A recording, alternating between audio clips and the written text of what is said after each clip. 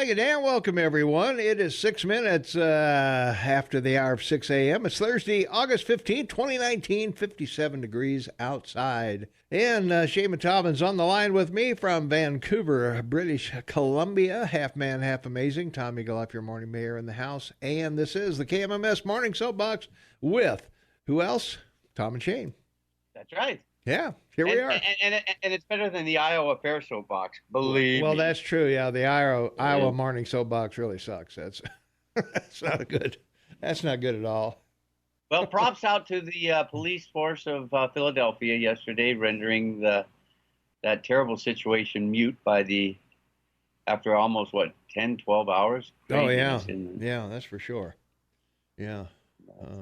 It shows you the power and strength of your police in your country and the willingness to protect the citizenry. And, the only thing I can say, unfortunately, it was really discouraging for me as a Canadian to have to watch these Democratic guys running for president, talking about it, what was going on. Yeah. Yeah, it's sad to see this. Well, thankfully, we didn't have any loss of life in this shooting. That's amazing. Yeah. Several hundred rounds of ammunition fired on both sides, and we had 6 officers shot, but they've all been released from the hospital. They're all okay, and that's certainly good news because that could have been a much worse situation than it was. But absolutely, yeah. So. Well, we are we're going to cover that in a little more detail as the morning goes on. More news is going to come in about that, so we're going to we're going to keep track of it and let you know any new developments. We know the guy is 36. Maurice Hill is his name. That's about all we know at the moment. So, other than he is in custody without loss of life, so by his or any of the officers that are in there. Our poll question this morning, who will win the trade war with China? Who will win the trade war with China? Go over to KMMSAM.com or AM 1450 KMMS app on your smartphone, and we'll be happy to entertain you over there with that poll. Our poll question yesterday, name your favorite KMMS weekday show. Who do you think won that, Shane? We did, yes, of course. 44% of you, thank you very much. 34% like Rush Limbaugh, 8% like Mark Levin, 6% like Montana Talks with Aaron Flint, 4% liked Dead Air, and anyone but Ben Shapiro, sorry. Yeah, right. Okay. Voices of Montana got 2%. Sean Hannity, 0. Ben Shapiro, 0. And Coast to Coast, no votes for any of those 3 shows. And I was surprised Hannity didn't get any votes at all, following Rush. I guess they listen to Rush and then go away somewhere and come back for Mark Levin. Well, I appreciate what Hannity's done, but I'm tired of the constant regurgitating of the same thing over and over and over. Well, plus the arguing back and forth with some of his guests gets pretty tedious sometimes. So, but the guy has he's replaced Rush Limbaugh as the most listened to in the country. So that's right. Yeah, Limbaugh's number 2 now, according to Talker magazine that rates these guys. Yeah. Well, he nailed the Russian thing, and he followed it solid every day for 2 years. Yep, that would be true. That's certainly right. Well, let's take a look at our weather. We got a 30% chance of showers and thunderstorms today, mostly after 4 o'clock today. It's going to be mostly sunny with a high near 80. And then tonight, we've got scattered showers and thunderstorms probably before 9 p.m. Then a chance of rain between 9 and 10. It's going to be mostly cloudy during the early evening, then gradual clearing. Low will be around 50. A chance of precip tonight is around 40%.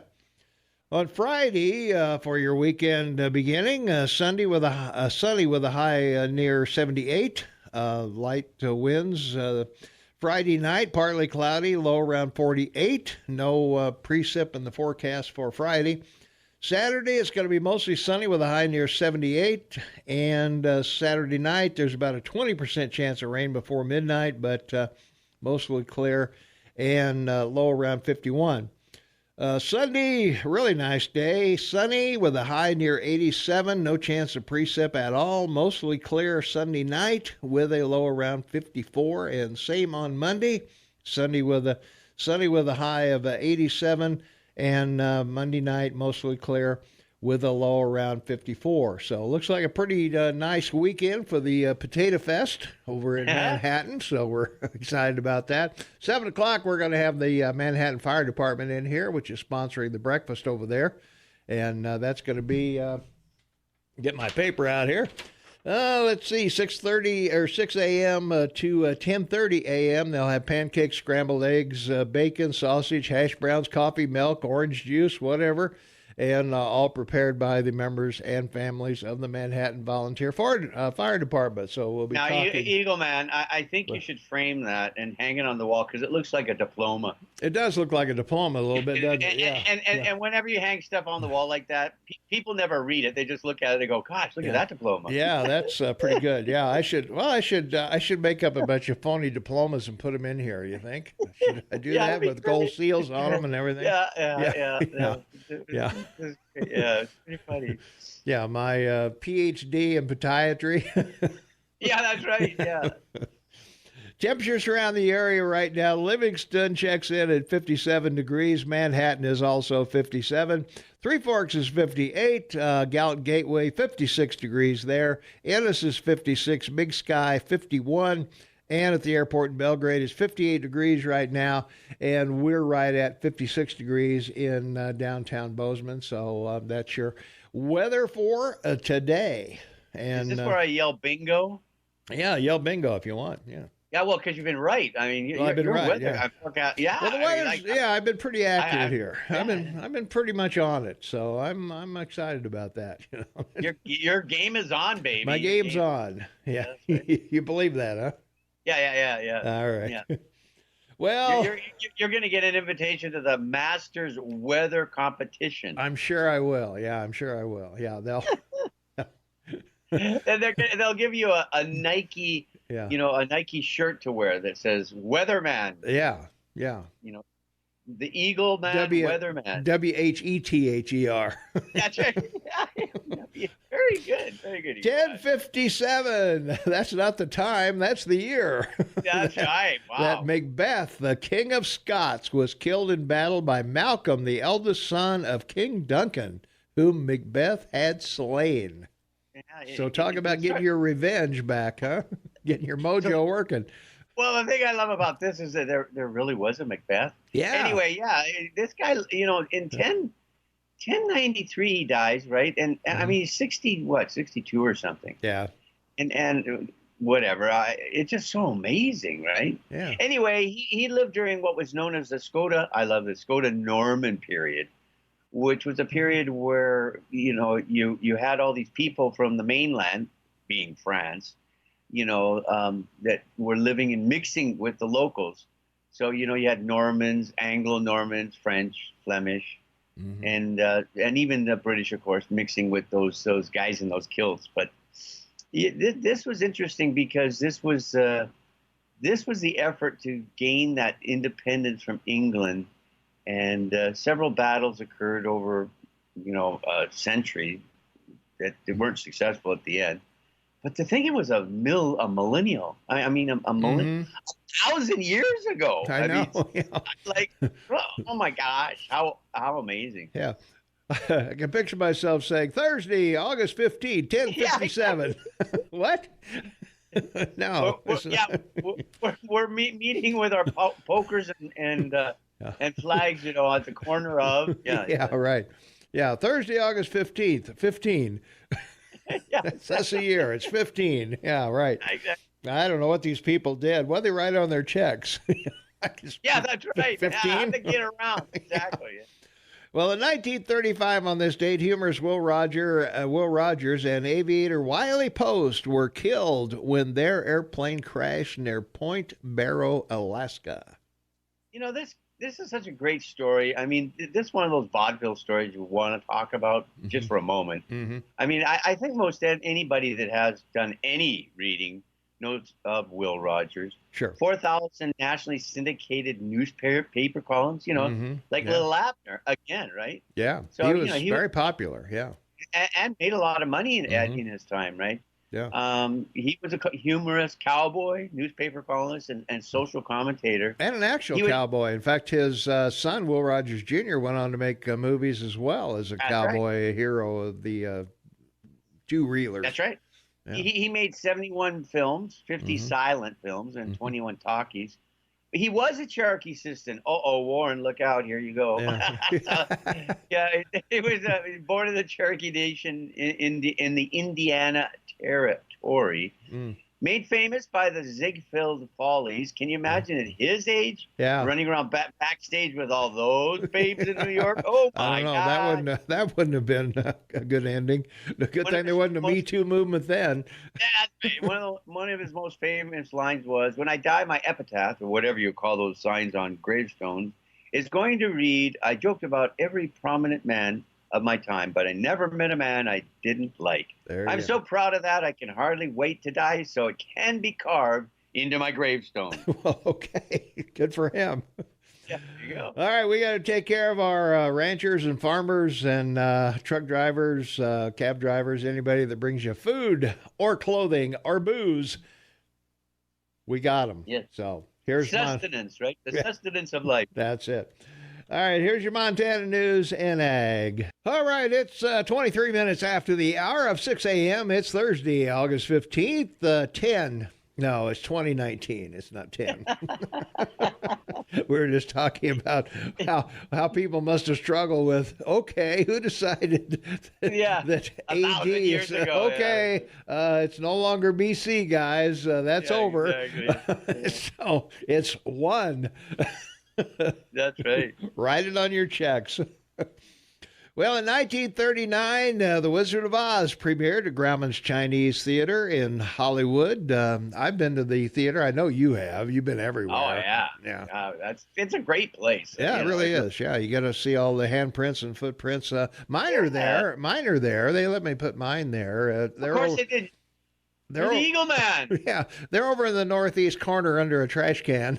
So you'll be able to find them over there. You have to move a couple porta potties to see me, but be back there in the back end. This is widely considered one of the greatest films in cinema history. Now, we're talking about the 1930, 1939. Yeah. And it was done in color. So there's been other movies before, and they did it on Broadway. Now, today's quiz. Yes. 3 main characters besides, Judy Garland. So I'm going to mention their name and see if you can remember what character he played. Okay. Ray Bollinger. Ray Bolger. Ray Bolger. It was a scarecrow. You're right. All right. Of course Jack I am. Haley. He was the Tin Man. Very good. Of course I know this stuff. Did you know who the lion was? Okay, well, do you know who the lion was? That was, what was his name?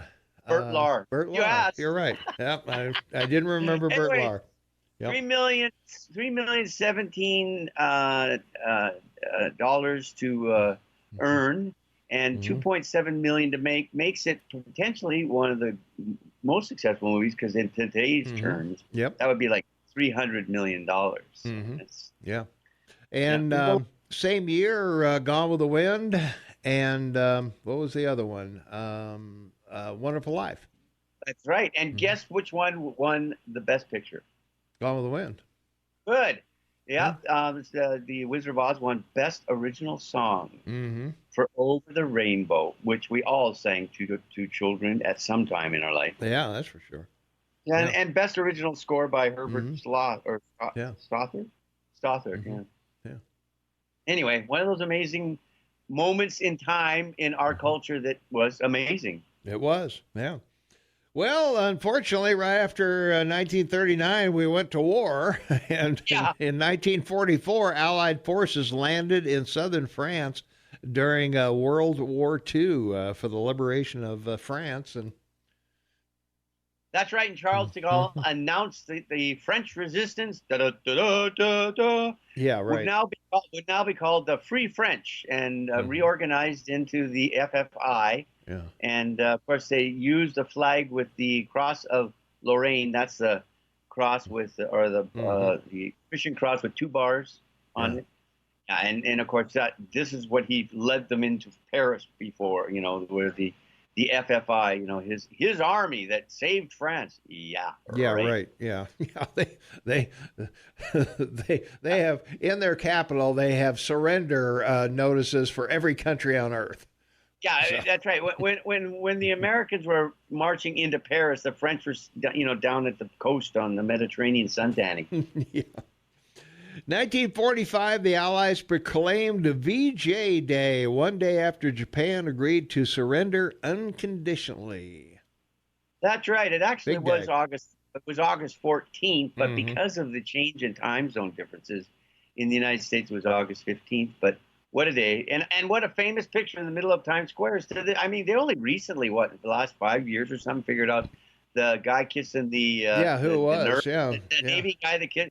And then this Y2 thing was, he assaulted her. Like, give me a break. How far can you fall to claim something like? Everybody was kissing everybody. That was pretty much it. Yeah, we were out of war for till Korea came along, at least. Well, right. 1947, India became independent after some 200 years of British rule, but they still got a long way to go with the caste system, and they're still I wouldn't call them a third world country. They're probably a second world country, I guess, probably. Yeah, developing. Yeah, it's a developing country. Yeah, but 1.3 billion people. And amazing, the largest democracy in the world. They do know how to have elections there, and everyone does vote. It's quite successful. Yeah, they turn out for the vote. Yeah, $1.4 trillion. Excuse me, not 1.4. What am I talking about? Getting ahead of myself here. GDP is 2.9, almost 3 trillion, which isn't for their population. But the per capita income are you ready for this? $2,199. Wow. So they have this huge, gigantic economic machine, but, corruption, once again. We talked about this yesterday, right? There you are. All right. All right, we come back. By the way, the reason people visit there, the Gini, Gini, their currency is 33 to 9 to the American dollar. Cheap holiday, everybody. That's a cheap date, that's for sure. All right, we come back. We got to learn about Richard Nixon and freeze on wages. We got to learn about car bombs. We got to learn about astronomers finding rare stuff in space and all kinds of other good stuff. So stay tuned. Morning Soapbox with Tom and Shane. Back after this. 24 minutes for the top of the hour. It's Thursday, August 15th, the year of our Lord 2019. 55 degrees outside, and it is, we're looking for a high of, close to 80 today, and no chance of precip, so a pretty nice day, Shane. Yes, indeed. It's the high point of summer, folks, so enjoy it. Yes, it is. All right, 1948, the Republic of Korea, South Korea, that is, was proclaimed. Well, of course, and it was 1948 because at the end of World War II, the only thing that Stalin did in the Pacific was invade Korea, and the Americans got him to split it in half. Anyway, having said that, First Kingdom, October 3rd, 2333 BC. These guys have been around for almost 4,300 years. And with a dialect and everything, I mean, it's a pretty remarkable place. The population of the South is 51.5 million. Population of the North is 28. Yeah. Largest standing army in the world, because if you want to eat at all, you're in the army. 10 years, 18 to 28, you're conscript in the North. Their GDP, now this is great. I mean, we just talked about India. Bigger than India is 2.2 trillion with only 52 million people, and per capita income $43,000 per capita, 29th in the world per capita, and 14th in the world for GDP, which is phenomenal for a country under the stress that they are. Wow, that's pretty good. Yeah. Well, 1960, the Republic of Congo became independent of French rule. And became a dictatorship, pretty much. Well, they found oil. What else? Well, yeah, that's. There's money here. I'm taking over. 5.1 million people. Now, listen to this. This is staggering. This is one of these numbers you look at and you go, how is this possible? So we just talked about South Korea with 52 million, right? Yeah. So the Congo's GDP, because of oil sales, $32.5 billion. Wow. Yet the average person in the country makes $7,000. Yeah, now, I know. how is that possible? Well, that's what I said. It's a dictatorship, you know. Yeah, where did all those billions go? Well, palaces, jewelry, cars. You know, you got to have at least a Rolls for each day of the week. Come on. This is the whole thing about again, you know, the problem with Africa is tribalism.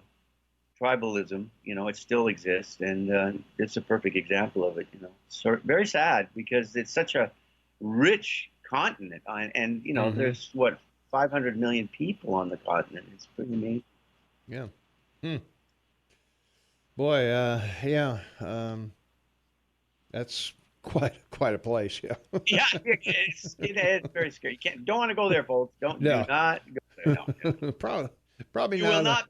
You will not be well received. Yeah, probably not a good idea.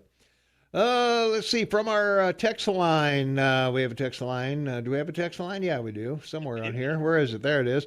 Do you know what the median income is across the United States? And yes, I do. In 2017, their median income, household income, was $59,039. Exceeding the previous year. This is the fourth consecutive year with a statistically significant increase in their measure. So, yeah. Average salary in the U.S., if you need to know, is $905 a week, or $47,060 per year for a 40-hour work week. That is according to the Bureau of Labor Statistics. Median wage for workers in the United States in the first quarter of 2019. Yes, right. $905 a week. So that's the median.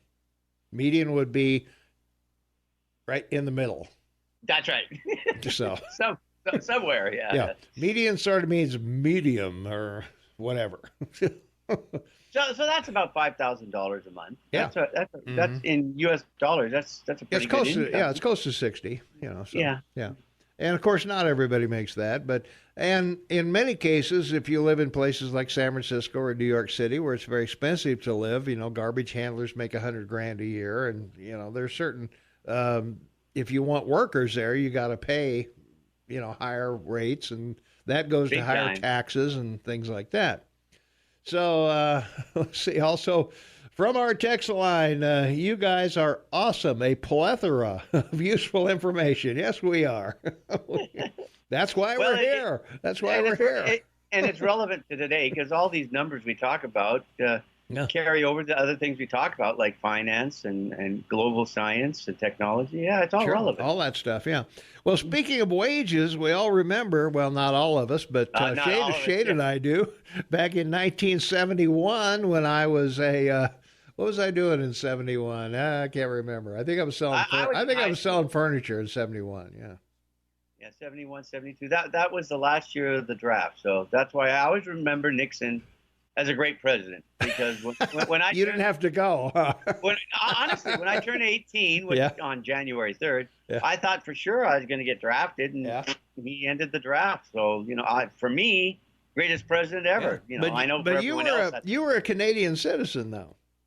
Here on a green card. I mean, how can they draft you? Yes, that's right. But I told you they tried to draft my brother. Oh. And he was older than me, of course. And they tried to draft him. But my father hired a lawyer who went to court and said that they couldn't draft a resident, non-resident of America, America, because it wasn't a declared war. Yeah. So they dropped their attempt to draft my brother because they didn't want that to go into the court system. Oh my gosh, can you imagine? Well, yeah, I would think so. Yeah. Someone should catch that one, you know, on the Democratic side, you know, as a talking point. Yeah. Well, speaking of our taxes and all of that stuff, well, we better take a break here. We're getting behind here. If I'm Okay. going to be way behind here if we don't do this because we got some long breaks here, unfortunately. But I don't want to see someone come in and paddle you. That's right. Hey, Big Sky Mattresses, CBD Labs, Flagstar Bank, Babel, ZipRecruiter. Why not? At least we don't have Noxatril and hernia mesh. We'll be right back. 12 minutes before the top of the hour. Hey, welcome back, everyone. It is Thursday, August 15th, 2019, 55 degrees outside. Shay Matabman with me on our Newsmaker line. My co-host from Vancouver, British Columbia, half man, half amazing. He truly is. And I want to remind you the Manhattan Potato Fest starts this weekend over in Manhattan, so you want to get over there. And they have a fireman's breakfast that's coming up Saturday, August 17th, 2019 at 6 a.m. to 10:30. They'll have pancakes, scrambled eggs, bacon, sausage, hash browns, coffee, milk, and orange juice prepared and served by the members and families of the Manhattan Volunteer Fire Department. So you want to make sure you get over there and check that out. Well, we were talking about wages and all of that, and back in 71, we just talked about Richard Nixon announced a 90-day freeze on wages, prices, and rents, and that didn't work out very well, did it, Shane? No, but this is really important to where we are today. Yes, it is. Particularly your country. And so we have to have some context. So here's a 2-minute riff from Shane. All right. So the Marshall Plan was great. It rebuilt Europe. But when it rebuilt Europe, it rebuilt all the industry in Europe and in England. So they all had new steel mills, new auto factories. And so, you know, the Brentwood system was set up in 1944 during the war. And the context was to convert U.S. dollars to gold. And, you know, a lot of people call about this and ask. But the problem is that Nixon got a meeting in 71 from the ambassador from Germany. And he wanted to meet with the president directly to inform him that the Germans were about to cash in billions of U.S. dollars for gold. And Nixon looked at him and said, not going to happen on my watch. So he abolished the Brentwood system, and he replaced it with what became to be known as the de facto by the currency regime based on freely floating fiat currencies. Well, in doing so, he allowed the U.S. to sell more debt. So if you want to know why you have 22 trillion in debt today, it's because of Richard Nixon. Oh, who also established the EPA and several others. In some ways, you know, economically, he was a pretty liberal president. Yeah, he really was. Yeah, he was. All right, we got to take another break here, and we'll be right back. Coming up at 7 o'clock, we're going to have the Manhattan Fire Department in here talking about the Potato Fest and the breakfast, so stay tuned for that, and we'll be right back right after this. 5 minutes for the top of the hour. It's Thursday, August 15th, 2019. It is 55 degrees outside. We're looking for high in the upper 70s to 80. From our text line, Steve-O wants me to read his text from yesterday that we didn't get to, Shane, on global warming. Shane, cows producing too much methane gas is not a joke. Let these morons on the left believe it's a huge problem. I'm in mass production of a patented problem or a patented procedure to stop the problem. Please tell the left they are right, and farm animals are also to blame for global warming. Idiot Democrats are about to make me rich.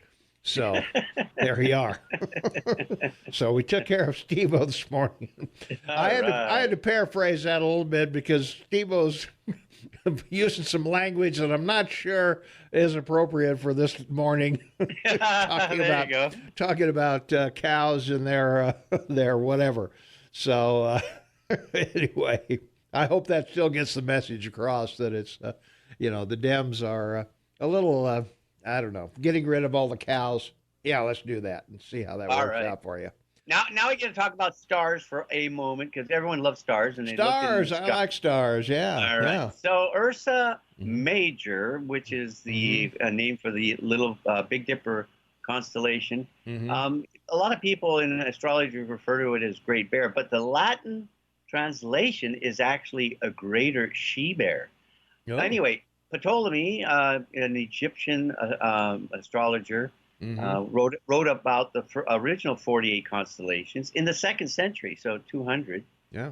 And today, it's the third largest of 88 modern constellations in contemporary astronomy, which are recognized by, you ready for this? The International Astronomical Union. They have a union. Each constellation is a region of the sky bordered by arcs of right ascension and declination. They cover the entire celestial sphere with their boundaries that we look at every night in the sky. You should go out with your kids and sometime try to point out as many constellations as they can see. It's a great learning experience for your children to lay down, hold your hands on the grass, and look at the sky. Okay. Especially on a summer night, right? Yeah. Yeah, and back in 2001, they announced the discovery of the first solar system outside our own, 2 planets orbiting a star in the Big Dipper. So that's why we talked about Ursa Major, everyone. I hope you enjoyed it, and enjoy the stars. They're beautiful at night. They are pretty nice, yeah, when you can see them here. That's correct. We're closer to them. We can see more of them. That's right. And the early evening after sunset's called twilight, and the reason it's called twilight is you look and search for the first star. So if you're going to go out with your child, do it after sunset, lay in the grass, and look for that first star. Okay. Wouldn't it be look for the first 2 stars? Hey, buddy, I'm just trying to be resourceful here, okay? Isn't this what you call filler in this business? That's right. This is filler. 2006, Israel began withdrawing its forces from southern Lebanon. Yeah, we had a big conflict there back in the day. Yeah, and we talked about that just this week, so we don't need to revisit it. We don't need to dwell on that one. Born on this date, Ethel Barrymore, the famous acting family, the Barrymores, Lionel, and all the folks there, and their descendants still roaming around the silver screen here and there. So, to this day. Yeah. What is it? What's the Barrymore kid? Great granddaughter. I can't think of her name. Anyway, so that's how famous she is. No, but she's a producer. She did the movies about the angels, right? So, Well, she did the Stephen King Fire movie, that Fire thing with George C. Scott. That one. Trying to get my brain to kick into gear. All those people, names. I don't know. I'll think of her name in a minute. Anyway, Ethel Barrymore, born on this date, 1879. So, they were at right place at the right time. So, there you go, baby. All right, we come back. We're going to be talking with the Manhattan Volunteer Fire Department about the big Potato Fest coming up. They're going to have a big breakfast over there, so we're going to hear all the details on that.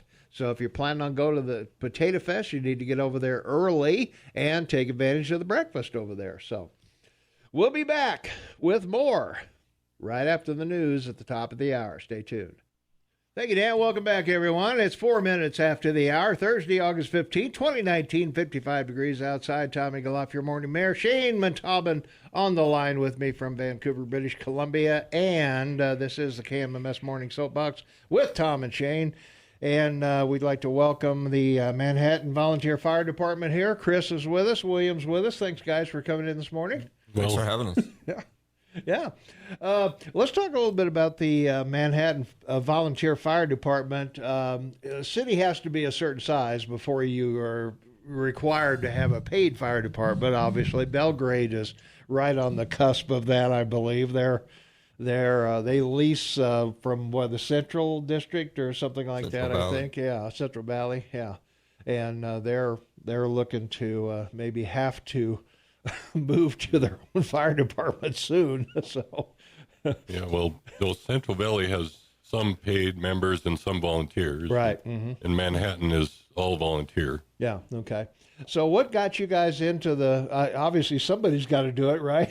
Somebody's got to step up, otherwise your houses are going to burn to the ground or whatever. So what made, Chris, what made you get into this? Well, the postmaster kept bugging me to join, and so I finally did.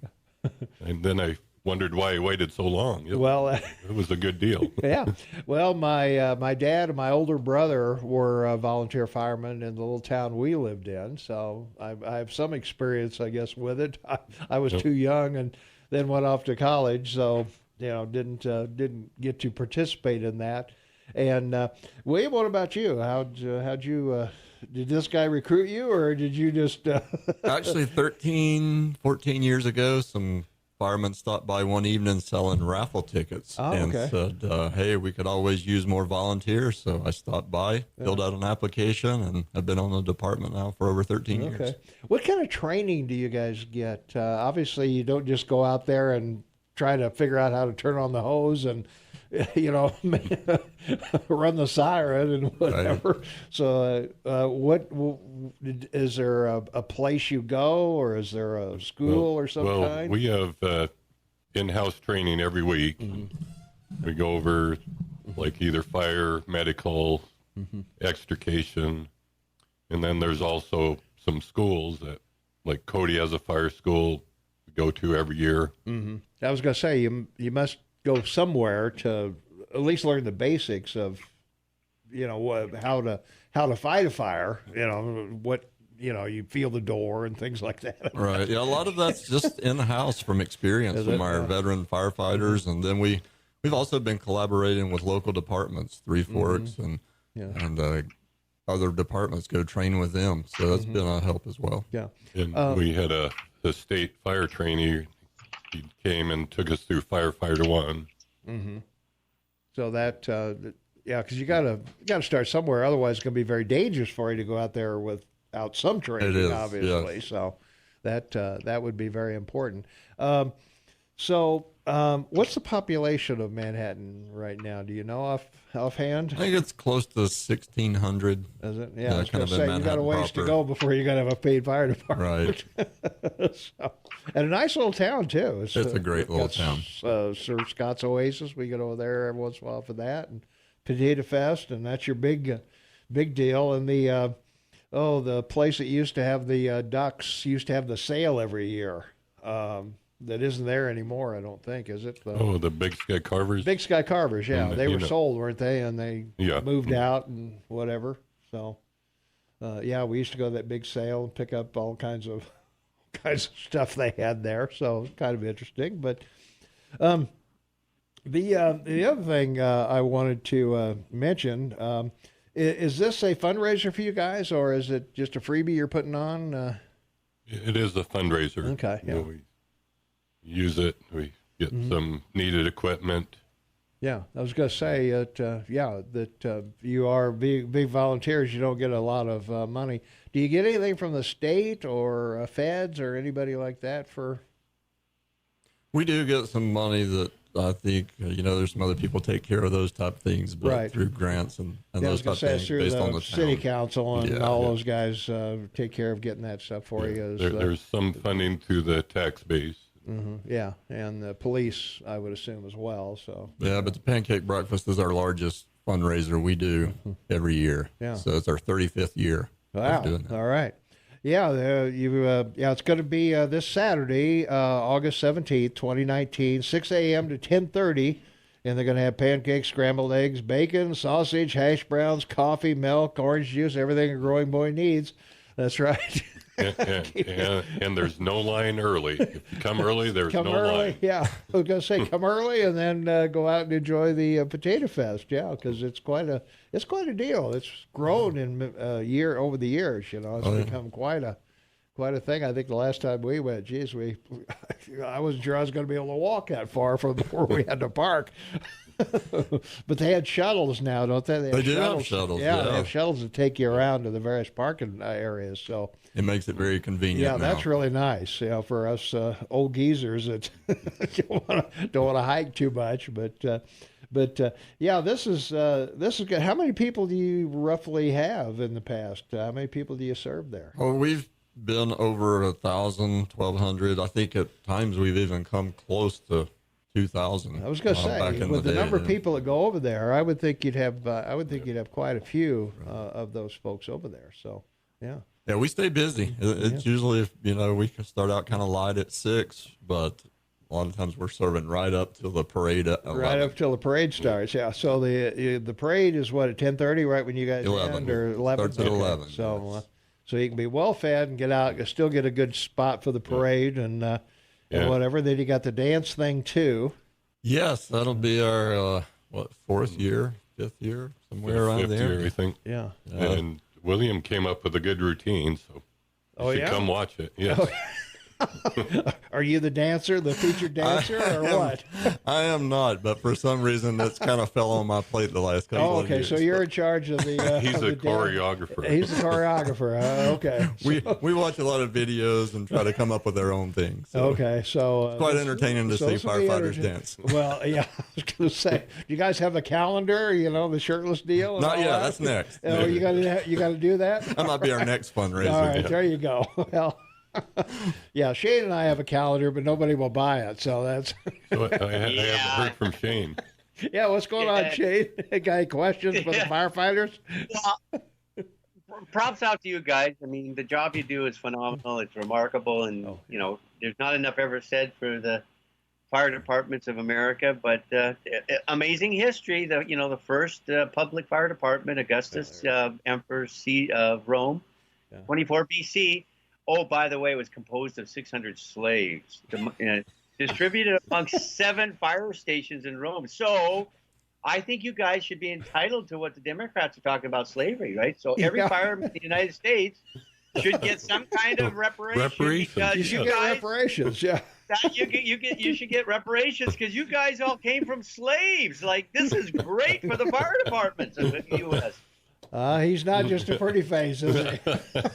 I didn't know this was going to be educational. That's right. Well, hey, we have to provide a service to the listeners, so we gotta cover all the bases. So that's good. Yeah. Well, that is pretty interesting. Yeah. So you had no idea, did you? Did not. So now you can go back with a refreshed look at what you're doing here. So maybe we can. You have a long when history. we need volunteers, we're going the wrong way. We should be getting slaves. Slaves, yeah. That's it. Drag them out of the house. Yeah. Take them down there and chain them up. Well, yeah, because the next public fire departments weren't until the 17th century after the Great Fire of London in 1666. So, my gosh, you guys have a history that goes back 2,000 years, baby. Yeah, there you are. So, hey, 35th year, you're pikers, This has been going on for a long time. So, when was the first pancake breakfast? Well, ours was 35 years Shane, ago. look that up, will you? When was the first pancake breakfast? Look that up. We need to know that. Inquiring minds want to know. Well, ours was in 84. Yeah, so that's a lot of our listeners weren't born in '84. So this has been a good thing. Well, I appreciate you guys doing this certainly every year, and prepared by the members and the families. So it's not just the firefighters; it's a family thing, and which is what we do in small towns, right? The family. That's right. It's a family situation that we all get involved, and that's great. So.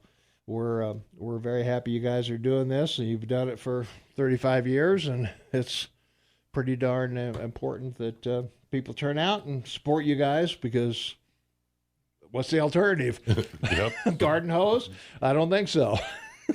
We appreciate that, and I think our cooking skills are getting better too. So well, after 35 years, I would hope so. That's right. You're not doing the Martha Stewart recipes anymore, huh? You're doing your own. We all have our claim to fame. What's better? Got those on hash browns. Say hash browns are the best. Those all on right. eggs are the best. Hash browns are the best. Best. It is a potato fest. That's right. So we gotta have potatoes there. So that'll work out great. Well, sounds really great, guys, and I appreciate you coming in, and thanks so much for your time. And I know it's a trip over here. I know it's a trip over here to get here at 7:00 in the morning, but we appreciate it very much, and we hope that people will go out and support it. Again, Fireman's Breakfast. It'll be Saturday, August 17th, 2019, 6 a.m. to 10:30. You get pancakes, scrambled eggs, bacon, sausage, hash browns, coffee, milk, orange juice, the whole 9 yards, and prepared exquisitely by the members and families of the Manhattan Fire Department. So thanks, guys, for showing up this morning. We really appreciate you coming in. And Great. Thank you, Tom. nice to have you. All right. Nice meeting you both. All right, guys. We'll be back with more right after this. All right, 19 minutes after the hour. It's Thursday, August 15th, 2019, 55 degrees outside. Shaman Tallman, half man, half amazing, is on the line with me. And Tom Eagleoff, your morning mayor. Welcome to the KMMS Morning Soapbox with Tom and Shane. I want to re-thank William and Chris for coming in from the Manhattan Fire Department. They have a big fundraiser going on over there on this Saturday, August 17, 2019, 6 a.m. to 10:30. You get pancakes, scrambled eggs, bacon, sausage, hash browns, coffee, milk, and orange juice, all prepared by the members and families of the Manhattan Volunteer Fire Department. So we hope that if you attend the Potato Fest, get over there early, get yourself a nice breakfast, and enjoy the parade and the dancing and everything else that goes on over there at the Potato Fest, because it's if you haven't been, you got to go. It's an amazing thing over there, Shane. You've been, I know, when you lived here. So Yes, of course. Of course, we've all gone. So don't want to go there, Tom. Don't go there. Don't go there. Well, you went when you were young and trolling. That's right. You know, the best decade of your life out there is your 20s. So enjoy it. Enjoy it while you can, because it doesn't last very long. It's only a short 10 years of your life. That's right. That's it. Yep, that's pretty much it. So, well, let's see. Montana is MSU's making the news again. Their sustainable energy, Shane. They're taking this climate change to heart, I guess. Yes, of course they are. Yeah. And why wouldn't they, right? Yeah. Yeah. Well, they've installed geothermal wells to reduce the power needed to heat and cool the halls they've got there, and solar panels. They've also made the volunteer-run recycling program started by students into a regular operation, and they've created an academic minor in sustainability that's replaced the old light bulbs with the LEDs, and replaced big service pickups with a fleet of mini trucks, and they've diverted 550,000 tons of food waste from dining halls to composting. So, wow. How impressive is that? That's pretty darn impressive, you know. Yeah. And this year, the rate of waste diverted from the landfill increased to 32%, surpassing the old goal of 25%. And the greenhouse gas emissions shrank 20% between 2008 and 2016. And energy use, if counted per person on the growing campus, is down 38%. Wow. Wow. So that's pretty impressive. But yet the tuition keeps going up. Of course it does. It has to. all this savings, forget that. You're not going anywhere close to that. Well, we got a border collie who's a hero today here in Montana. Ray the dog, owned by Nancy Creel, is a 3-year-old border collie, and he is going to be he's going to be in the United States Border Collie Handlers Association, and they sponsor a national sheepdog finals, which will be in Carbondale, Colorado, September 10th to the 15th. And the Canadian Border Collie Association Championship will be August 22nd to 25th near Calgary. So, hey, we got to take this mutt up to Calgary and beat all those wimpy Canadian mutts. A mutt. You called it a mutt. This is a guy that rescued a dog recently, folks. Yeah, that's right. Well, it's a Canadian mutt. You know, I have a dog. You have a Canadian mutt up there. Whatever. Well, yeah. Let's take some phone calls. 522-TALK is the number, 522-8255. Good morning, caller. You're not on the air, so, okay. So you can call me mutt. Just don't call me racist. Okay? Nah, I'm not going to call you Jeff either, so. There you go.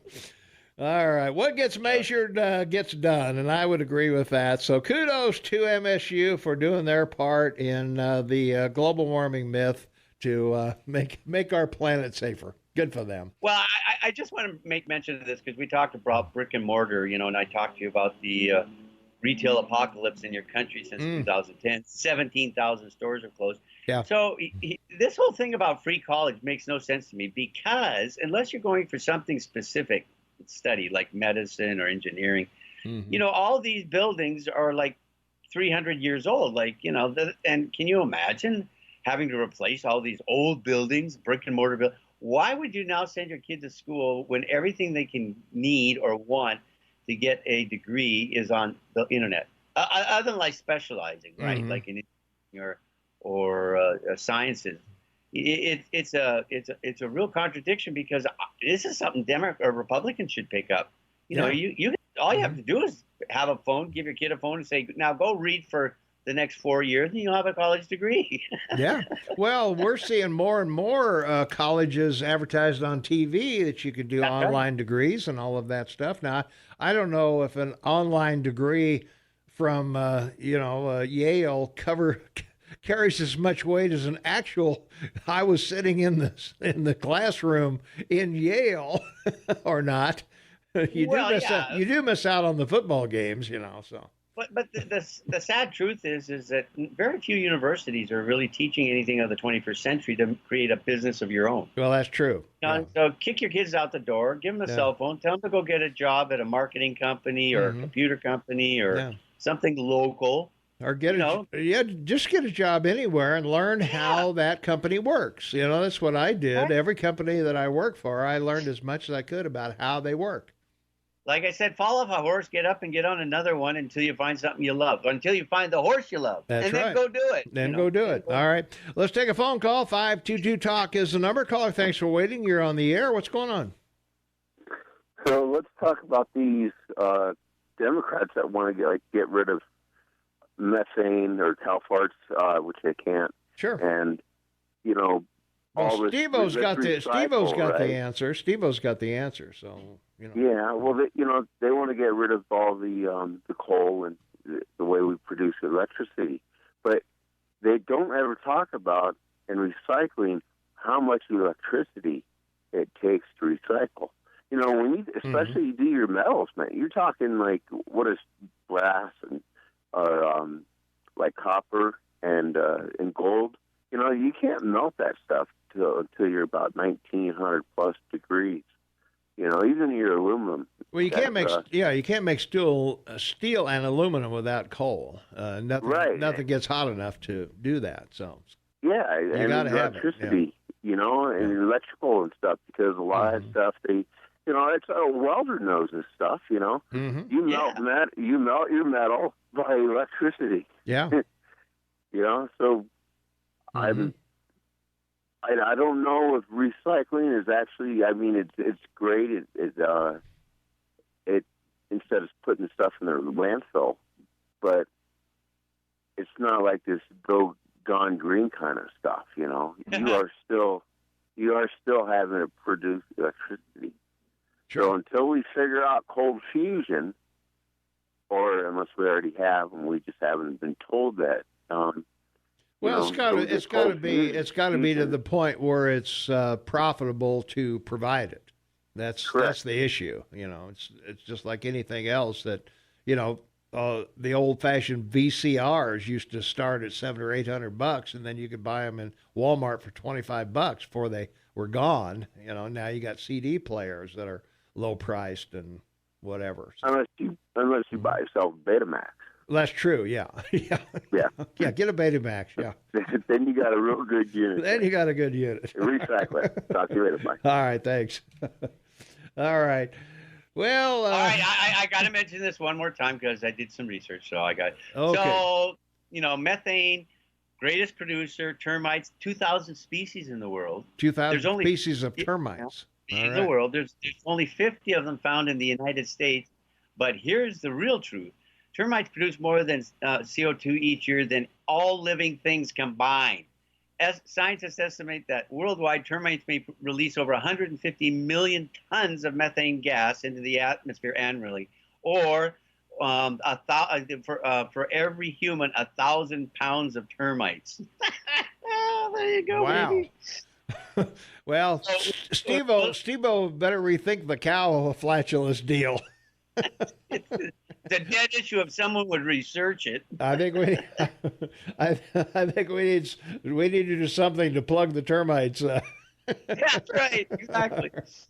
All right, we got to get out of here for Fox News and Montana State News, Brooke Foster Weather, and some other great folks that keep us on the air. So by all means, pay attention. We'll be back after the news at the bottom of the hour. 23 minutes before the top of the hour. It's Thursday, August 15, 2019, 57 degrees outside. We're looking for a high in the upper 70s, low 80s maybe today. No chance of precip, and looks like a pretty nice day ahead, Shane. So let's take some phone calls and see what the listeners have on their minds this morning. 522-TALK is the number, 522-8255. Caller, you are on the air. What's going on? Would that be me? That would be you. Wow, I'm so happy. That's very good. Yeah. Don't think about it too long. That's right. It's only a 3-hour show. Yeah, that's right.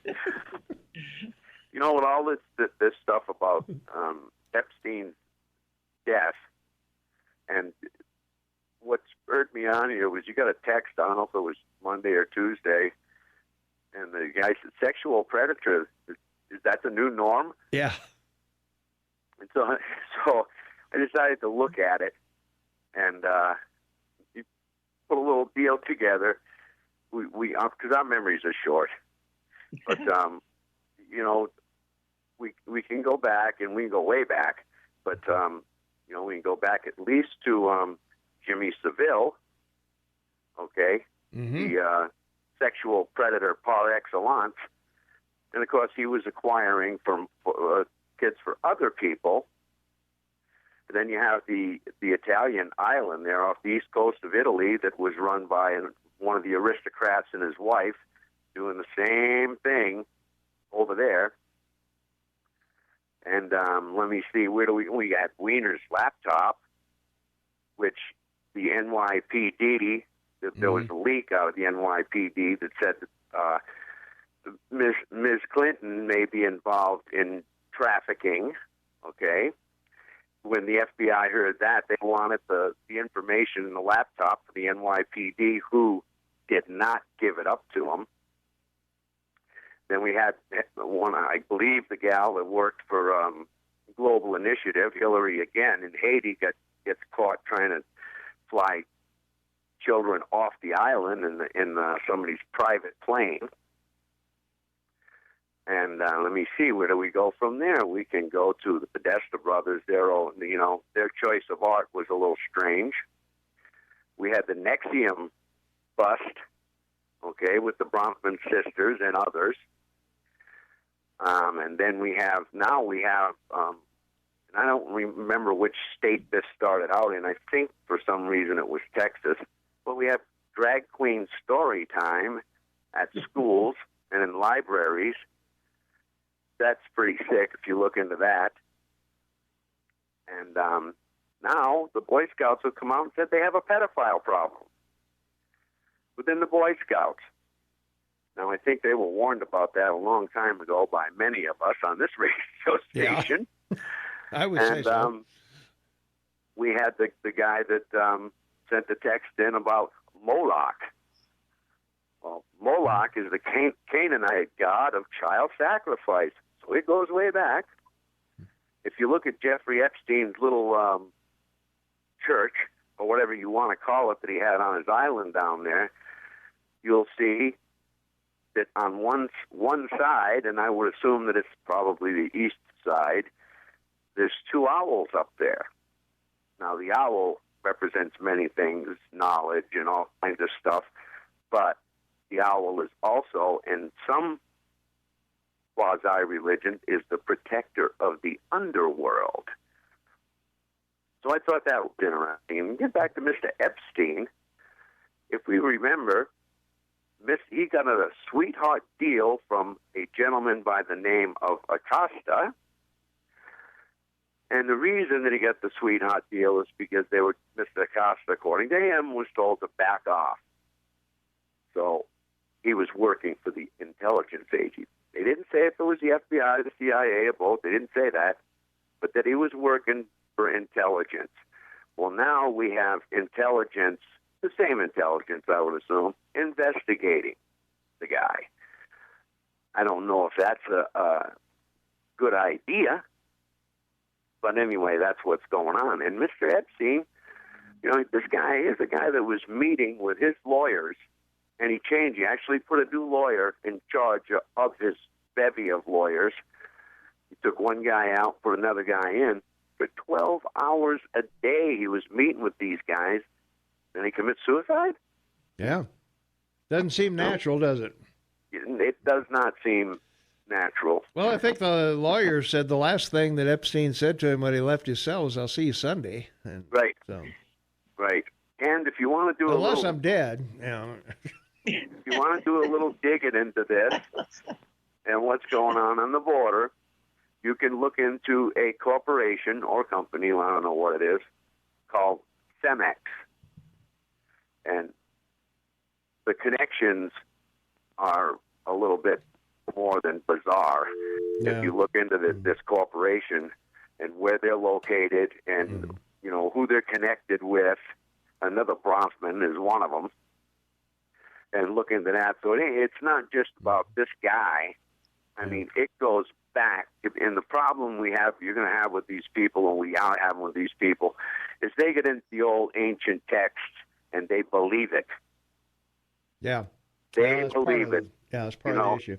Right. The fountain of youth is the youth. Yeah. Pete, I got to go. Okie dokie. All right. Thank you, man. You bet. Appreciate the call. All right. We'll be back right after this. 12 minutes for the top of the hour. It's Thursday, August 15, 2019, 57 degrees outside. The KMMS Morning Soapbox with Tom and Shane. Caller on the line. Caller, you are up. What's going on? Well, in continuing with what Pete was talking about, they still have not arrested that Ghislaine Maxwell, who was Epstein's big procurer. She's the key player in this one. She is absolutely a Mossad agent. I mean, admitted, recognized. Well, Vinny, I wouldn't go that far. She doesn't need to be. She was the heiress of the Maxwell paper fortune, so she doesn't need to work for anybody. Vinny. But she good does idea, work. but bad. It's a good idea, but a bad call. Sorry, buddy. They don't go looking for billionaire heiresses to work for them. They really don't need to. She is a Mossad They're agent. smarter than that, Vinny. They're not that. Come on, Vinny. Yeah, they're gonna go hire a pedophile woman. Vinny, you're good. I love your ideas. Because don't shut me off, because Stanley Kubrick warned about this kind of thing in Eyes Wide Shut. Yeah, he did the movie about it. Yeah, Of course, we all know it's been going on. And he died. There's no denial about it, Vinny. Everybody knows it's been going on. The problem is it's all been enabled. These people, they've had cover from everybody involved because the people involved are all wealthy and politically positioned. I mean, that's why. That's what Kubrick showed us. Well, it's as bad as Hoover with the FBI. Come on, his safe at home was empty the day he died too. Hoover was a drag queen. No, I'm talking about procuring information to blackmail people. I think this guy, you'll find out, was more about. He was a pedophile blackmailer, is what he was. If you want to talk about conspiracy, talk about the blackmail side of it, Vinny. Go read about that. It's fascinating. Well, Hoover was being blackmailed by the mafia. Oh, please, Vinny. He had those guys dead center. Yeah, I think he was working the other ways, buddy. I think Hoover was blackmailing them. They had films of him being a closet queen. Well, we all know that. That's ancient history. So what? He still ran the FBI for, 50 years, Tom? They didn't know it back then. Well, who cares? Doesn't matter today. He's not there today. That's a good way to blackmail. That's the mafia knew they could blackmail him. I don't think he cared. Oh, sure he didn't. Yeah, he just came right out in dress at his press conference. Come on, he traveled with his lover. They went to the racetrack together. Come on, everybody knew it. They did. It's like saying that people didn't know about JFK and the women in the White House. Please, Vinny. They knew. Well, they just didn't want to talk about it. They kept it quiet back then. Of course they did. That's true, they did, yeah. All right, I got to go, guys. I got to run some spots here. Hey, thanks, Vinny. All right, we'll be right back right after this. 5 minutes for the top of the hour. It's Thursday, August 15, 2019, 58 degrees outside. Shane Talman, half man, half amazing, my co-host in Vancouver, British Columbia. Tom Eagleoff, your morning mayor, and this is the KMMS Morning Soapbox with Tom and Shane. And guess what? How would you like to be a KMMS Morning Soapbox insider? Well, if you're listening, you are. There's no 15 cents a day. And I want to make this case that if you don't sign up for Coast to Coast, their scammy 15 cents a day deal, it's like being paid to listen to us. That's right. That's $45 a month. That's $500 a year. You're getting paid to listen to us here on KMMS. And you want to get our AM 1450 KMMS app because, man, everything is there. We've got all our news stories. We've got everything that's going on around the state. We've got the weather. We've got local Bozeman news. We've got national news. We've got Montana news. We got everything over there on that one app. And you can listen to us on the app chat. And the app chat from this morning, Bruce let us know is Drew Maribor was the thing we were looking for. Thank you, Bruce. I did look that up. Yeah, I forgot to tell you. Thank you, Bruce. We appreciate that. But, hey, why not be paid to listen to KMMS, the Morning Soapbox, save that 15 cents a day from coast to coast, and, $500 a year. That's right. You get paid for listening to us. We should think about something like, with the app chat, maybe giving somebody 15 minutes on a show for the most app chats in a month. There you go. I don't know if that. Now, come on, we saw them all 2 weeks ago or 3 weeks ago. Like, how, that'd be sort of cool, wouldn't it? Well, I don't know. Oh, yeah, praise for you to say. Because I got to sit here with them. That's right. How cool is that? Yeah, how cool is that? From our text line, hey, Shane and Tom, you are considered by some pretty fair financial gurus. In times of market volatility like now, or volatility, like now, people seek the security of gold, but at current prices, this might be a knee-jerk response. What about investing in gold, whether physical, ETFs, or a precious metals fund, or maybe not at all right now? So what do you think, Shane, in the minute we got left? Yeah, okay. My position is very simple. Talked about it for years now. Silver coins. Like I said yesterday when Mike was in the house, remember a year ago, silver was at 14 1/4. It's now 17.25. Greater leverage, less cost, and you can buy it in your hand as coinage, baby. Mm-hmm. And the rarity of the coin may beat inflation and something else, yeah. And it's a great thing to do as a hobby when you're older, collect silver coins. It's a great hobby. And it's within the reach of people where gold at $1,500 an ounce is not at in the reach of most people. If you do buy gold, I would suggest no more than 2 or 3% of your portfolio because the only thing that makes gold valuable is somebody else wants to buy it. And that's correct. It's unlike a stock where if General Mills wants to come out with a new cereal, they've got a new profit center right off the bat. So, and if you're looking for a return, I'm not giving advice. You should talk to your broker or Mike. Yeah. But the gold ETFs for mining is great because if you buy gold, a mining ETF for gold. You get across the board all the mining gold companies in the world, and the value of gold goes up. So does their stock. So there you go. Yeah. It's it's like this inversion that everyone's talking about. It's such a bad call for three reasons. First reason, historically, the rate now on a 10-year note is at its lowest since 1944, before the end of the war. And number two, it's the 21st century, so with the trade routes and sovereign debt, everyone's flowing to the U.S. This is what Bernanke said, when he started quantum easing. Mm-hmm. The Fed has moved off of $4.5 trillion in U.S. debt that they bought from banks by $1.5 trillion. Guess who they're selling it to?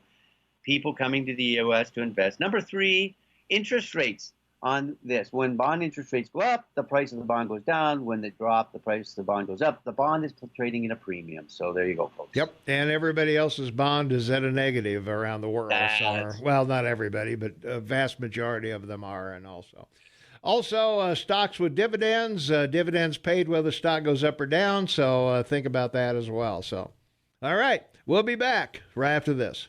Thank you, Dan. Welcome back, everyone. It's 6 minutes after the hour. It's Thursday, August 15, 2019, 58 degrees outside. And Shane, my math was a little off. 15 cents a day is not 45 a month. It's $4.50 a month. And I apologize. I was using metric math. So there you go. I get the two mixed up, so... Talking to you in Canada, of course, being on the metric system, I got confused. Don't try to convert it to Canadian. You'll just be happy. That's right. Yeah. So thanks for the listeners for correcting me on my math. Not one of my skills, but at any rate, we need to catch up on our text line here. Japan is going clean coal. Epstein had broken neck bones. That happens in a strangulation, not in hangings. Birds of a feather flock together. Your math is really bad. Yes, it is. And, when Russia collapsed, booze was the big money maker. So we'd have to agree with that. Shane, they went to the vodka saved their life. Yeah, that's right. Good morning. I hate to correct your math, but wouldn't 15 cents a day be $4.50 a month instead of 45 a month? Yes, it would. And I apologize for that discrepancy in my thinking. But, let's see. Let's see. Cole made my ice cubes. There you are. I like that one. Yeah. And let's see, the Logan Act, heads of state meeting together unofficially. That's right. Yeah, of course. Mm-hmm. But they have these kind of meetings all over the world to talk about what and eat great food. Isn't that what the deal is? Yeah. Are you really jealous of George Norrie? I'm jealous that he risks people off for 15 cents a day for his replays when we do it for nothing. That's pretty. Exactly. Shane, crazy like me. Let's see. We already did that one. Let's see. Median income, we did that. We were talking about hourly pay and whatever. How about we were getting a whole $78 a month for hazardous duty pay? Yeah, I remember that. I'll bet you did, yeah. And we had to buy our own stuff, too. Cigarettes were $1.10 a carton. A carton, $1.10 a carton. God. But we had to buy our own shaving cream. We had to buy our own razor blades and razors. We had to buy our own soap. We had to buy all that stuff. They didn't provide any of that stuff for us. You didn't smoke, did you? I did back. I quit smoking at 85. So did you buy Lucky Strike Straights? No filter? I was Salem menthol. Salem menthol. That was my cigarette of choice back in the day. Yeah. I just don't see you as a menthol guy. Okay. Cool. Well, what can I tell you? I don't know. Anyway, probably whoever I started smoking, I bummed cigarettes from them, and that's probably what they had. So. Other people's OP, baby. Yeah. Let's see. Global warming, hot air from liberals is the reason for global warming. The other day we were talking about Obama also subsidized farmers back in the day. And so if Obama does it, it's okay for Trump and so-called conservatives to do it also. Hypocrisy. Where are the conservatives? Well, I don't know. They're putting out the subsidies, I guess, for farmers. That's right. And I don't know if we talked about this the other day. Will war erupt in Kashmir, U.S., India versus Pakistan and China? Do you think there's a chance of that happening? Well, it's a horrific thought because they both have nuclear weapons. That's so true. Don't want to go there, but let's not. I would say the fact they all have nuclear weapons would be a deterrent for you starting anything between any of them. Let's take some phone calls. We got the phones ringing off the hook here. Caller, you are on the Morning Soapbox with Tom and Shane. What's up? Well, this Clinton, who the hell cares about Kashmir and Pakistan? Well, there you are. Yeah, they're a long way away from us. They can blow themselves up, and it won't affect us at all, huh? Well, that's right. Well, it might. Good morning, good sir. Well, yeah, we might miss some sweaters or something from them. I don't know. Well, Pakistanis had some shirts, and I bought one of them. The damn thing didn't fit, and it was supposed to be my size, so I didn't want to buy any more shirts. It's a metric size. Yeah. Anyway, had a nice visit yesterday with Mr. Krause. Yeah, good. And his friend Jim. Mm-hmm. And we toured the great big sewer plant. You know, the new one that's being built. Yeah. And we've seen a lot of machinery working and one thing and another, and it's quite a deal out here. I'm surrounded on all three sides. Yeah. That's really good. That's the one they're putting in Four Corners, right? Oh, yeah. Right next to your rental folks. Well, yeah, they'll probably be leaving pretty quick, and because of the smell. Yeah. And the machinery running all the time. But anyway, I feel pretty good today. Well, good. And I was wondering how Shane felt out there about the markets. What do you think, we covered Shane? him in the last block. Yeah, we covered him in the last. I mean, you should expect a dead cat bounce today. So, I mean, you're sort of seeing it. It hasn't really, the market's only up 88 points today, but usually after a drop like yesterday. Well, somebody made a hell of a lot of money yesterday. Oh, yeah. Selling off, yeah. Yeah, they made a lot of money. It'll come back, and they'll go up, and they'll go down. We might have an October surprise, but I kind of hope not. But somebody was giving me hell yesterday after I talked on the radio about something Judy said, and I went out and was loading some boards. Was that Aaron, maybe?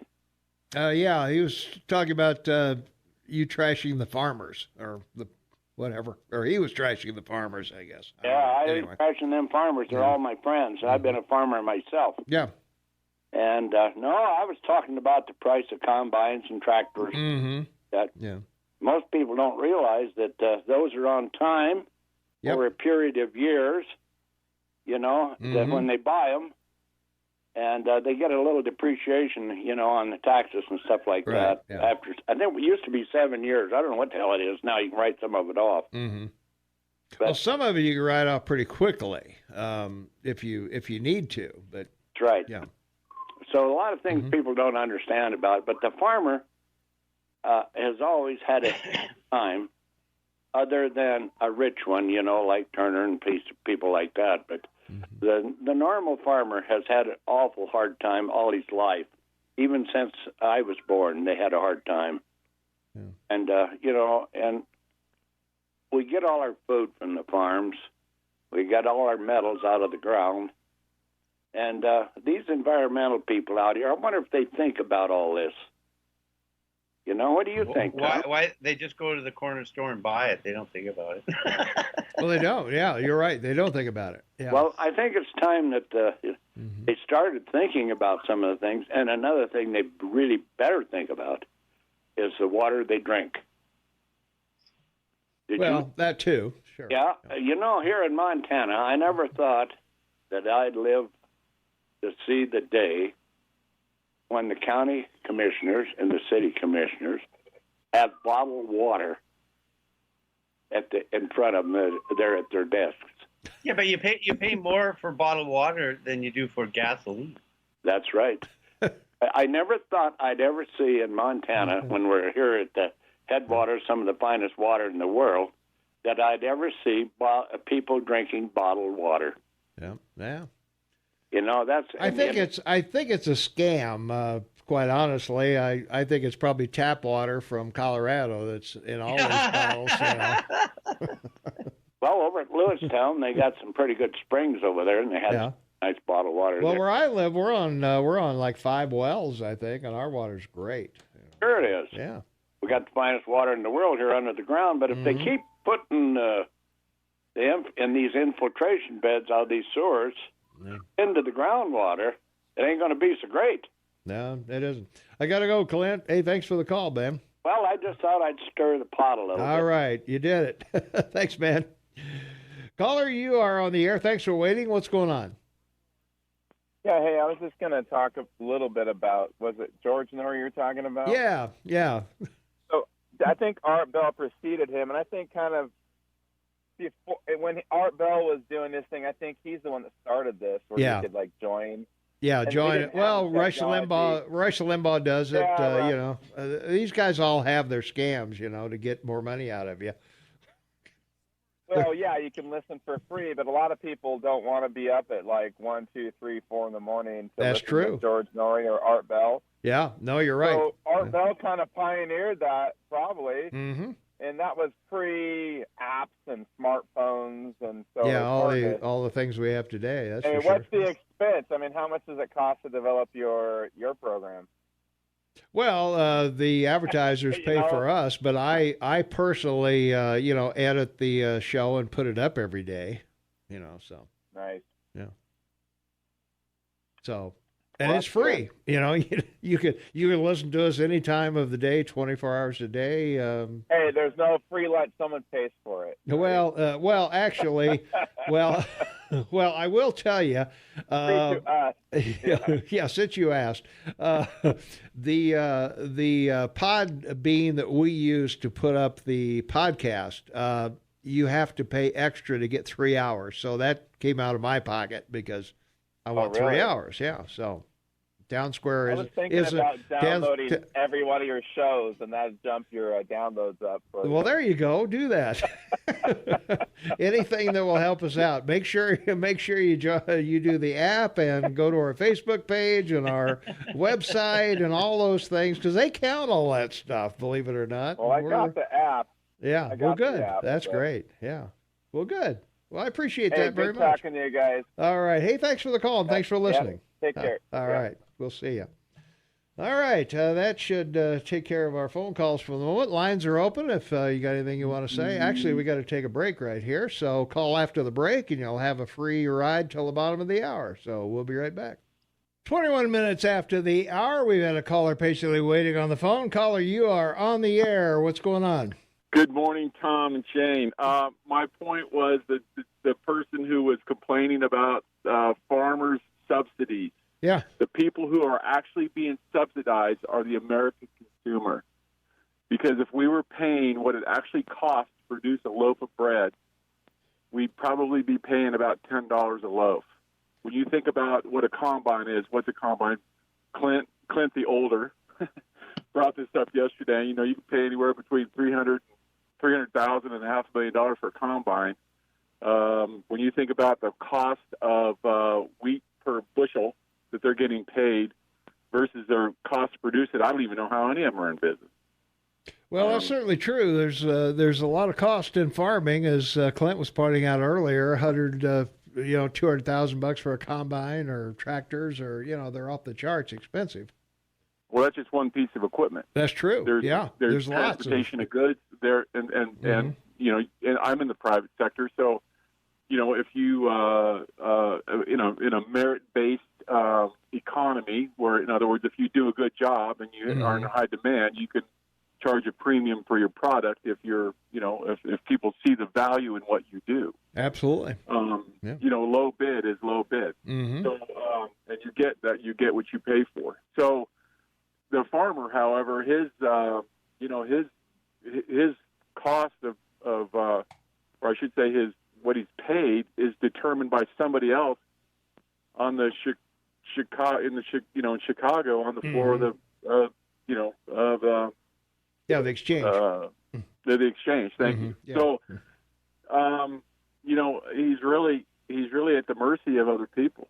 So, he's at the mercy of commodity pricing, whatever that is, and that's why they don't include it in inflation, because it's worldwide and it fluctuates too much to be included in inflation. So when there's global politics going on in terms of the best way we can help the farmer is through exports, and of course course, when you get into trade wars and so forth, the first thing a country does that's a large importer of our products is cut that, and that puts political pressure on on the politicians that be to come to the table and talk, and that's partially what's going on right now with China, obviously. Yeah. But at some point, you have to, you got to draw a line in the sand, and that's one thing that most people I talk to that support Trump kind of look the other way on some of the stuff he does in terms of tweets and so forth. But the bottom line is what he's doing is has effect. He's making progress in some things, and people are tired of being of how we've dealt with Europe and so forth, and or how they've dealt with us and so forth. So I don't know. I'm getting down a rabbit trail here, but anyway. Well, there should be a premium. There should be a premium of some kind to access 320 million of the most affluent customers on the planet. There should be something, Right. So, hey, thanks for the call. Well, no, I appreciate it. You bet. Thanks. Call again, Steve. All right. Caller, you're on the air. What's going on? Hey guys, it's Mare. Hi, Mare. Hi, Mary. Hey, It's Mare, not Mary. All right, Mare. Say, Good morning, Mare. Heard... How are you doing? Good morning. I'm good. How have you ever heard of the website called Numbers USA? Yes. Yes. Okay. Well, they had the grades for our representatives posted this morning for basically if you got an A or A plus or an A minus. Yeah. And that is less immigration, less foreign workers, and less government-forced U.S. population growth. And guess who was not on the list?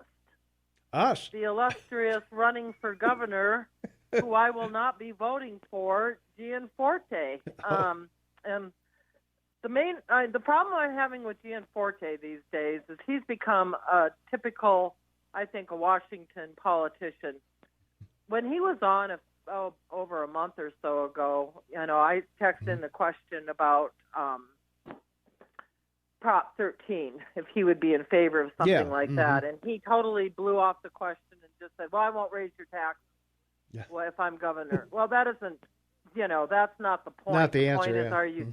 That's not the answer to the question. And then he went on to talk about, we need to get the teachers more money and, that usual garbage that comes out of these guys so they can get the teachers union on board with them. So I'm finding that he has become a disappointment. I voted for him in the past. I thought he was, more like Montana, but I'm finding out he's probably more like East Coast now. So that's my take on Gianforte, and maybe we should give him a call and urge him to start thinking about American workers instead of foreign workers. Well, I'm sure he'll be in here again, so, will he answer the question? That's we'll just press him on it a little more. Yeah, well, I guess we'll have to. All right. Yeah, I'm just thoroughly disappointed in him. But okay. He can. I mean, politicians can always redeem themselves. That's true. So anyway, all right. I just thought I'd let everybody know he's not getting an A. All right. Thanks for the call. Okay. All right. Caller, you on the air. What's going on? Hey, this is Aaron, the complainer about the farmers. Yeah. What's up, Aaron? Yeah. So, you just had a caller on there that said, there we go. I'm sorry, I got rid of it. Yeah. Okay. Well, we've got farmers markets all over this country, and organically grown garden produce. People are, and a lot of these people, it's their only means of income, and they're selling their produce for less than half again as much as conventionally farmed food. But my point was, our subsidizing of these farmers, we're already helping them out, right, with the subsidies that we give them, with the CRP payments, the tax breaks, all of it. They're getting all the help in the world. And what we're getting in return isn't really worth it. And for Clint to come out there and just side with those guys, nobody in the valley can afford the taxes. And I'm sick of hearing about the farmers and the ranchers and their private property rights and blah, blah, blah. when they're taking my money, my labor. That's my problem with farmers and ranchers in this country. All right. Hey, thanks for the call. Yep. All right, we got to go. All right, we got to have Fox News. We've got Montana State News. We got Brooke Foster weather. We've got Danes. We've got American Bullion. We've got Levin. We got it all here, Shane. So, for free. And it doesn't cost you 15 cents a day to listen to us 24 hours a day, 7 days a week if you want to. Hey, we just passed 1,330 downloads. We appreciate that from everybody. Thanks you very much. And hey, don't forget to get the AM 1450 KMMS app. You will never miss out on anything going on in Bozeman or Montana or Livingston or Manhattan or Three Forks or anywhere else in the area. We'll be right back. 23 minutes for the top of the hour. It's Thursday, August 15, 2019, 61 degrees outside. Shaman Taubin, half man, half amazing, on the line with me. What's up, man?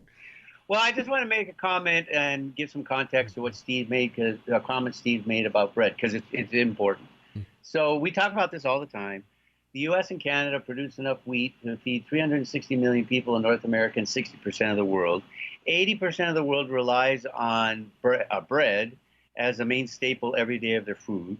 The average cost of a 500-gram or 1-pound loaf of fresh white bread in the United States is somewhere between $2.37 and $2.43, but the average price can range from $2 to $4.41. Now, around the world, here you go. Switzerland, $2.89, Australia, $2.62. This is U.S. Canada, $2.45, Belgium, $2.16, Israel, $1.88. United Kingdom, $1.71. Spain, $1.27. The Philippines, $1.12.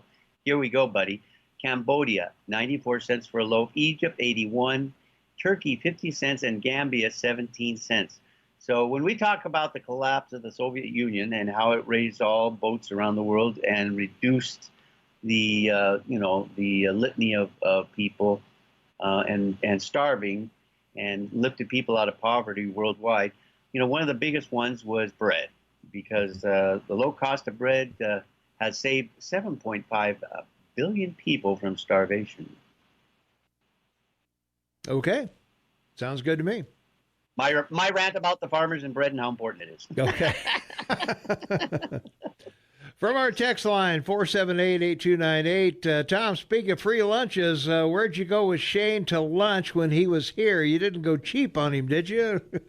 We went to the Grand Tree because we were going to be there that night. So we went in and got the prizes and some of the things that we gave away that night. And But Mike still owes me a breakfast.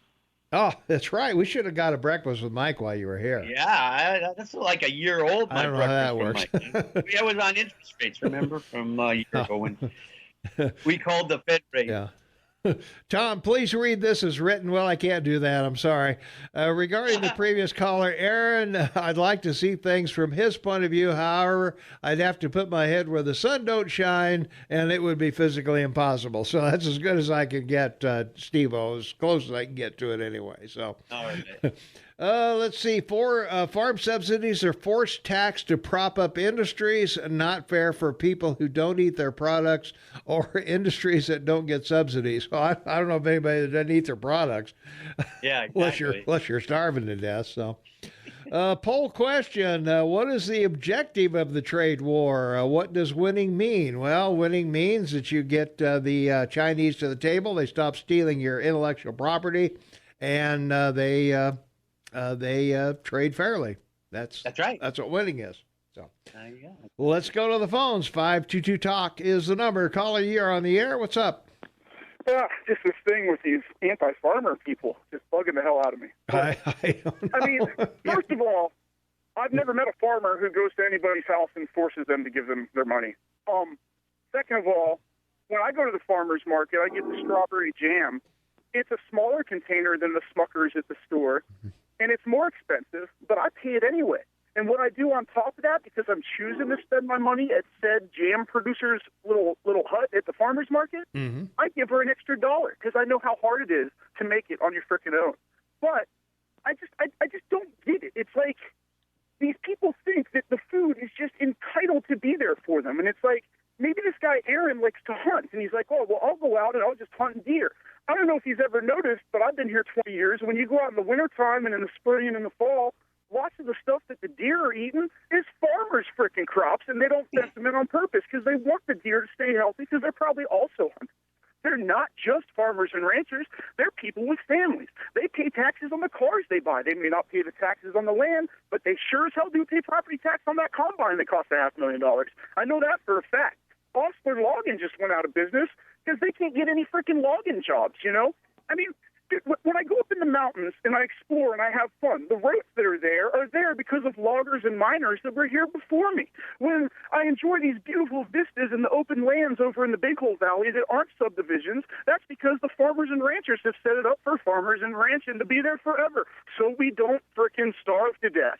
I just don't get it. This guy, he's complaining about everything, and I wish maybe he would stop giving this money to the farmers and ranchers, and then in a week or two, he'd figure out that he doesn't have anything to eat, and all that money he's got doesn't do him a damn thing because it doesn't have any nutritional value.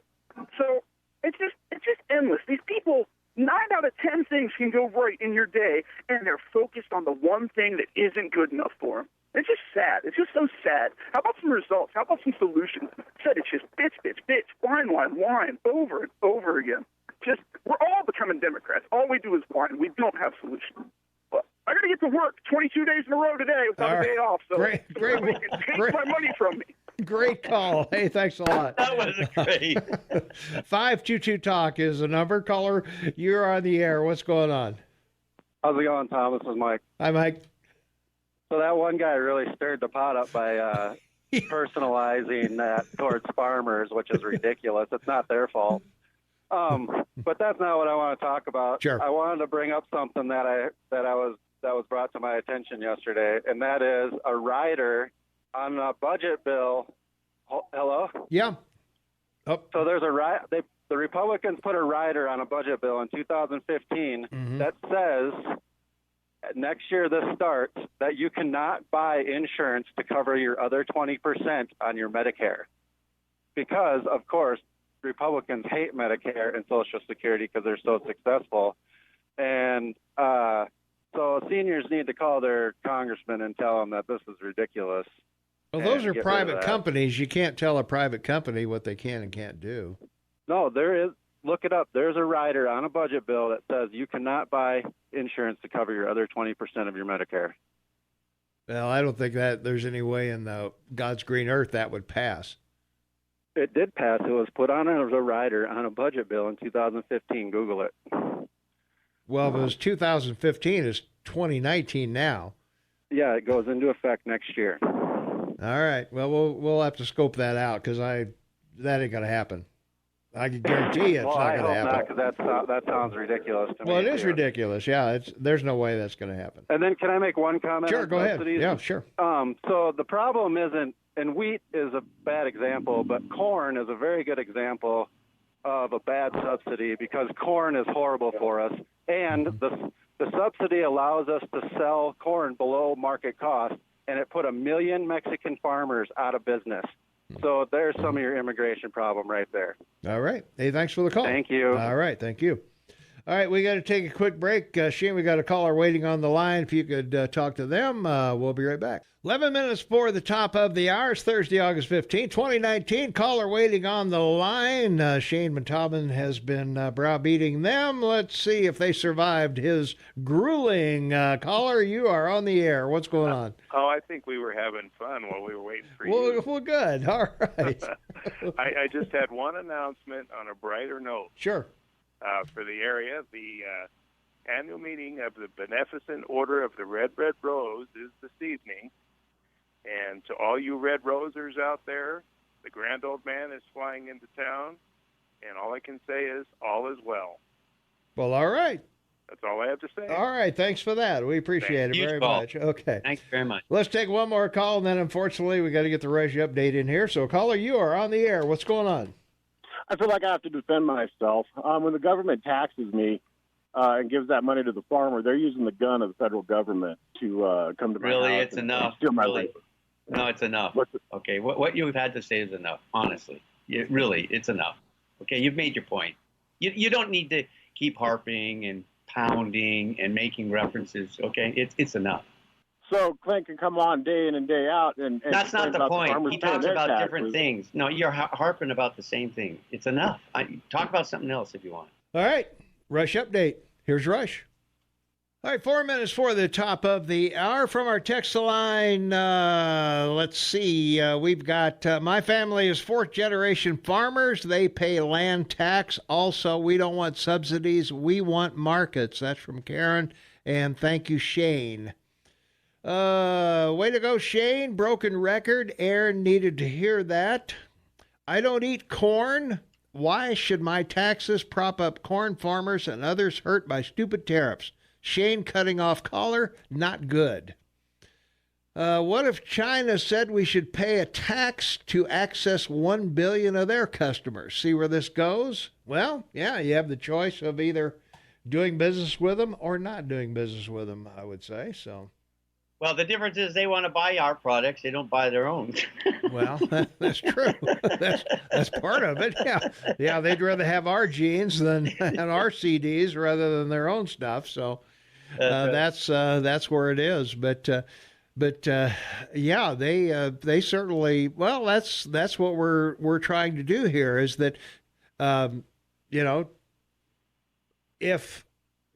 What are you going to do with a country that steals your intellectual property, competes, makes knockoffs of it, and competes with your own American manufacturers? And, not only that, but, we've had a trade imbalance with them. You want to go back to that where, we're paying an excess to do business with them? I don't know why they've broken every agreement they've ever signed. The IMF, International Monetary Fund, the World Trade Organization agreements. I mean, they don't follow anything except their own best interests. So. Well, and that's what I'm going to say is that they've threatened to retaliate if the tariffs go into effect September 1st, and they will go into effect September 1st, and so they're in tough shape. They got Hong Kong going on there. They can't afford to lose Hong Kong. They can't afford to go in there with military force because then the UN and everybody else is going to say, hey, wait a minute, what's the deal here? These people have a right to demonstrate and do whatever they want to do. So, and their economy is not good. And he's getting a lot of pressure from a lot of different areas to fix this. Fix the tariffs, fix this. Fix what you're doing. And, he's between a rock and a hard place at the moment. So I think we need, or China needs us way more than we'll need them. 100%.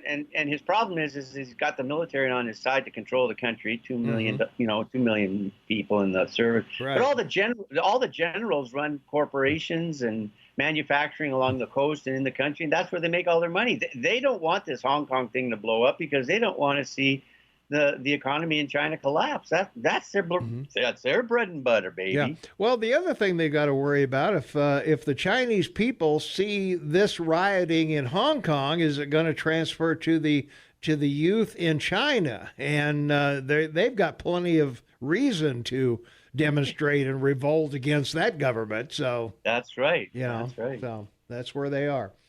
All right, that does it for us. Thanks so much. Say goodbye, Shane. Goodbye, Mayor. Always a pleasure. Thank you, everyone, and have a great day. Be happy. Be safe. All right. Tomorrow is finally Friday. It's finally Friday, folks. I'm excited about that, and I'm sure you are too.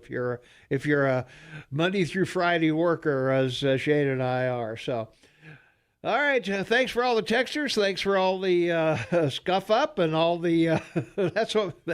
That's what makes good radio. We'll see everybody bright and early Friday morning, 6 a.m.